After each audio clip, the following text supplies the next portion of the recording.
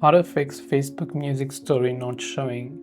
If you're not being able to see the music whenever you're trying to upload a certain story to Instagram by tapping this little music icon here.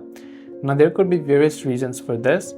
The first thing that we're going to try to do is, if you're using on Android, long press the Facebook app icon, tap on the eye icon, which will take you to your app info page, and this option will be available on any Android device.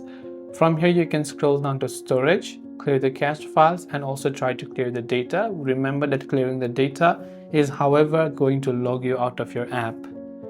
Go to your Play Store or your App Store respectively, search for the Facebook application and check if your Facebook app is updated to the latest version. Once you've updated it, also try to restart your device, reopen Facebook, relog into your account, and this time you should definitely find the music icon. Hopefully one of these may have helped you solve the problem. If you have any questions, feel free to leave them down. Thanks for watching and see you in the next video.